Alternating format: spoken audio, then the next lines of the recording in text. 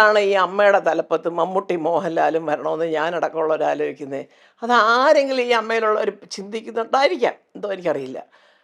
അവരുടെ പേരാണ് നമുക്ക് വേണ്ടത്, അല്ലാതെ അവർ രാവിലെ ഇവിടെ വന്ന് അറ്റൻഡൻസ് ഇടുമല്ല ആരൊക്കെ വന്ന ഒപ്പിട്ട് അതല്ല അവരുടെ ജോലി. അവർ മലയാള സിനിമയുടെ യശസ് ലോകമെമ്പാടും ഉയർത്താൻ നടക്കുന്ന രണ്ട് വ്യക്തികൾ കാലത്ത് അതിനാണ് വേറൊരു കമ്മിറ്റിയും ഒരു സെക്രട്ടറിയും ഒരു ട്രഷററും അതും ഇതൊക്കെ ആയിട്ട് കുറേ ആൾക്കാരെ എടുത്തിരിക്കുന്നത്. അവരും ഇല്ലേ, വേറെ ഉണ്ടല്ലോ, കമ്മിറ്റിയിൽ നിന്ന് ആരെങ്കിലും വിളിച്ച് രണ്ടുപേരെ ഇരുത്താം. അപ്പോൾ ഞാൻ പറയുന്നത് അവരവിടെ വരണം എന്നുള്ളതല്ല. അത് മമ്മൂട്ടി മോഹൻലാലാണ് കേട്ടോ എൻ്റെ മറ്റേ തലപ്പത്ത് കാര്യങ്ങൾ.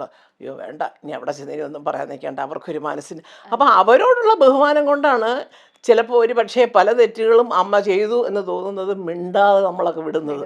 അതെല്ലാ സംഘടനയിലും അങ്ങനെയാണ്. ഇപ്പം തലപ്പത്തിരിക്കുന്ന ആളുടെ ഇൻഡസ്ട്രിയിലെ സ്ഥാനം എന്താണെന്ന് നമ്മൾ നോക്കും അല്ലേ.